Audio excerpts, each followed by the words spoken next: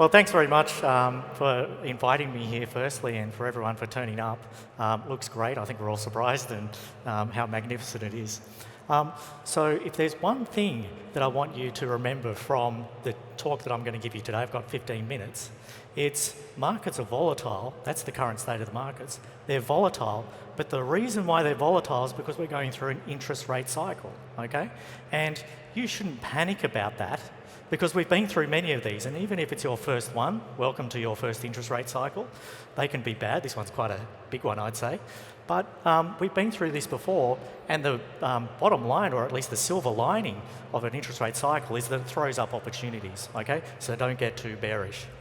So with that, I might talk about what has been driving markets, okay? Because if we're going to think about what a market's going to do, I think we have to understand what's been driving markets. So let me just talk about that right now. And I sort of gave the game away before when I said it's the interest rate cycle, okay? And more or less what the interest rate cycle is, firstly, inflation goes up, then the central banks, like our friends at the Reserve Bank just up the road, they increase interest rates to try and slow growth and slow inflation, get it back under control. That's the cycle. Okay? And this cycle, I would say, is bigger than most, or at least bigger than what we've seen in many years, because inflation is just so high, and there's a couple of reasons for that. The first reason why inflation's so high and this cycle is so big is that we've had not one, not two, but three really big things which have occurred, okay? So three instead of one.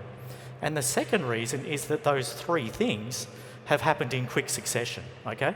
And so what are those three things? The first one, which you'll probably hear people talk about today, is the COVID lockdowns. And you're going to say, Arvid, you're crazy, there's no COVID lockdown here, obviously, there's so many people. But in China, 1.4 billion people, lockdowns, okay? And the reason why that's causing inflation is because we buy a lot of stuff from China, they can't make it, so obviously the price of that stuff goes up. That's number one. Number two is that during COVID, the American government gave their people heaps of money. How much money? So much money that they still haven't spent it all, okay? And I know that we can all spend money pretty quickly, but they still haven't spent it all. And the size of that money drop, essentially, was about as crazy as Donald Bradman's batting average. It's that ridiculous, okay? And that's causing inflation as well. The third one I would say here is Russia's invasion of Ukraine, and I think we all know that's causing inflation, particularly at the petrol pump. So that's what happened. Inflation's gone up, okay? And our friends, the central banks, are jacking up interest rates. And so when we think about the central banks, how does higher interest rates slow the economy and inflation? Well, more or less, they jack up your interest rate, you're paying a mortgage, you've got less cash to spend on other stuff. Now, what are the markets thinking about this? We want to be very clear that the markets are not wondering if growth's going to slow and if inflation's going to slow.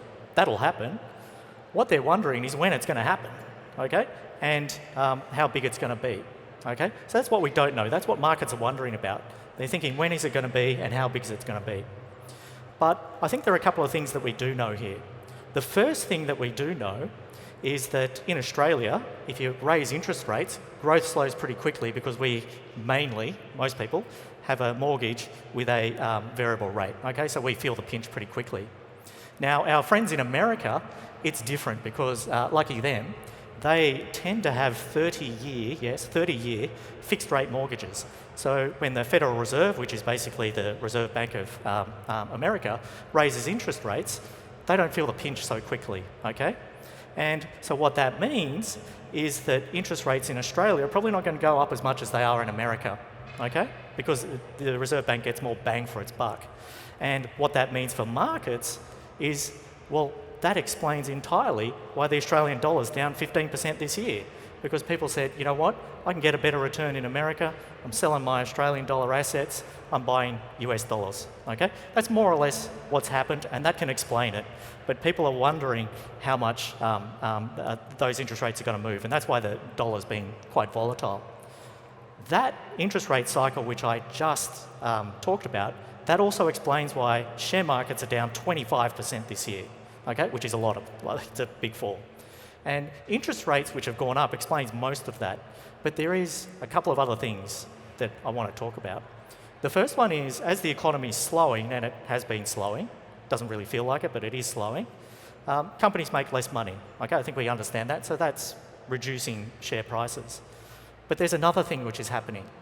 So people are saying, well, I haven't seen inflation this high for 40 years, and maybe I wasn't even around 40 years ago. And so they're going, well, I don't know what the Reserve Bank's doing. I don't know what the Federal Reserve's doing. So I'm a bit uncertain here. And I can tell you what markets do when there's uncertainty is they sell the riskiest assets. What are those assets? Companies which aren't making any money, they've underperformed the market. And I would also say some parts of the crypto market, which some people say is a riskier part of the asset world, okay? And they've done not so well this year as well because of exactly that. But we do know that inflation will eventually go down. Key point there, so don't get too worried. So that's what's been happening with markets. I want to talk now about what markets may do. I think this is kind of what everyone wants to know, okay? And I'd say that there's a couple of things which are going to drive markets. The first one is exactly what I talked about before, because that hasn't finished, and we'll get onto that. But there's a few other things. If you read the paper, you'll know what I'm talking about. There's a few other things which are happening around the world, which I think we need to talk about. So let's think about interest rates, or the interest rate cycle. And the first question that we need to think about here, and everyone's thinking about it, I think about it just about every day, is how high is inflation going to go before it peaks? Okay? Now this is the million-dollar question, okay? Now, I don't know the answer to this question. If I knew the answer to this question, I wouldn't be here. I'd be on a yacht in the Mediterranean. That's me down the bottom. And I tell you what, that's not Photoshop. That body is actually underneath this T-shirt. Okay. Bryce and Ren, what do you reckon? You reckon you could work from here? Yeah? Yeah, sure. And I reckon they'd have pretty good acoustics as well. So this is the big question: where are interest rates going to peak? Okay. Now we don't know, and the strangest thing about all of this is that the people who are in charge of interest rates, our friend at the Reserve Bank and the Federal Reserve, they don't even know either. Okay. This is where the uncertainty is coming from. And so what's happening is that the Federal Reserve and the RBA, these people that work there, they're watching all the economic data come out, and you see this in the news. The economic data comes out, and they're trying to figure out what to do. But then you've got the market watching the central banks watch the data come out and watching them figure out what to do. So it's very uncertain, okay? And no one knows what's going on. It's a bit of a circus, okay, at the moment. But what we do know, as I said, is that inflation's eventually going to go down, and people are going to stop worrying about interest rates going up, okay? But let's just hold that thought. When we get to that point, and we will get to this point, where interest rates have peaked, and markets aren't worrying about that, I think they'll go up a little bit, but hold your horses, because the markets will still be worrying about something. And you know what they're going to be worrying about? Where growth is going, okay? And if we think about share markets, they're obsessed about growth because they're obsessed about the impact of growth on profits, okay? And so in this environment, when inflation peaks, I think the market is still going to be volatile, but people are going to be thinking about profits, not interest rates, okay? And so in this environment, when you've got people thinking about profits and profit growth slowing, you're going to say, well, what the heck do you do? Now, I think there are two things that you need to look for in this market when it occurs. The first is in the share market, you have to look for companies whose profits are not that impacted by the growth slowdown. That kind of makes sense, right? The second thing to do and to look for in terms of companies are companies whose long-run profit outlook is just so amazing that what happens in the short term just doesn't matter, okay? Now, I was looking through the program, looks great. You're going to see, or at least hear from people who are going to give you ideas which talk about these two things, okay? Now, I wanted to talk about some other things which are happening in the world right now, other than the interest rate cycle, okay, which have the potential to really move markets. The first one is Russia, okay, has been moving markets, probably will continue to move markets, and the questions, I would say, 3 or 4 questions. The first question is obviously, how long is this war going to last? The second question is, well, how long is Russia going to continue weaponizing its energy supplies to the West. The third question I would say is this conflict going to spill over into another country, maybe a NATO country, which would be quite bad, obviously? And then the fourth question I'd say, with regards to Russia, is are they going to use those nukes? Because that guy kind of mentioned that he might use it.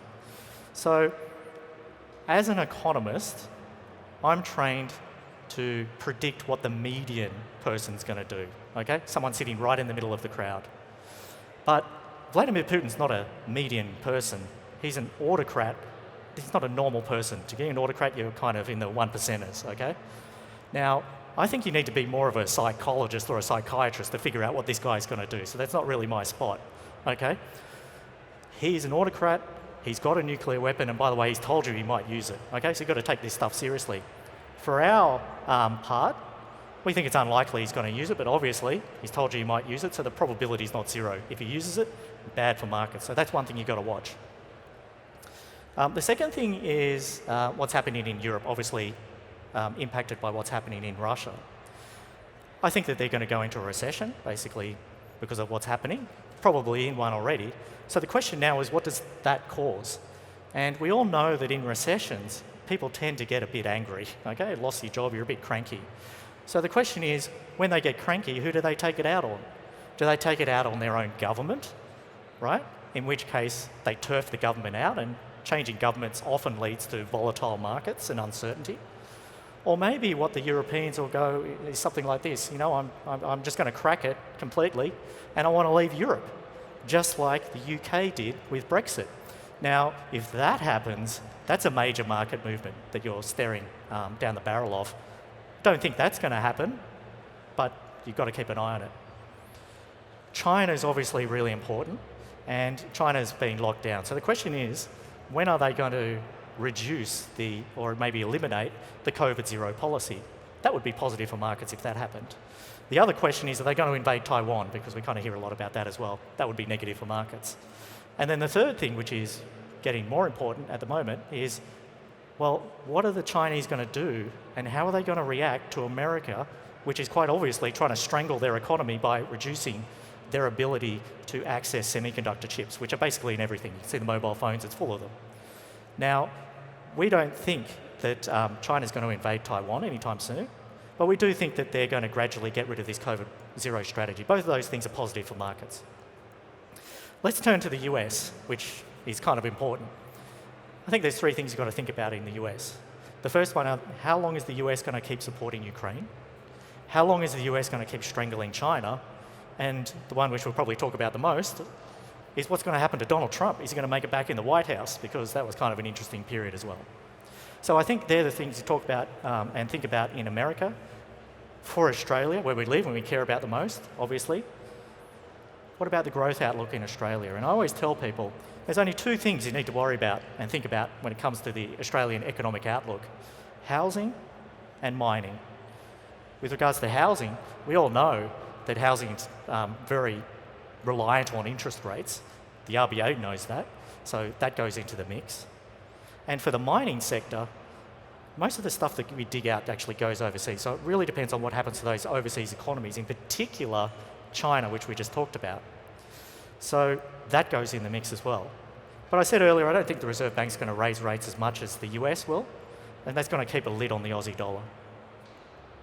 So I wanted to talk very briefly about why you shouldn't be worried about these markets. So we know that markets can be volatile and they can have real-world effects. You've just got to look at the UK in the past couple of weeks. I'm sure you saw this, where the UK government went and spent, or was saying they were going to spend a lot of money which they didn't have.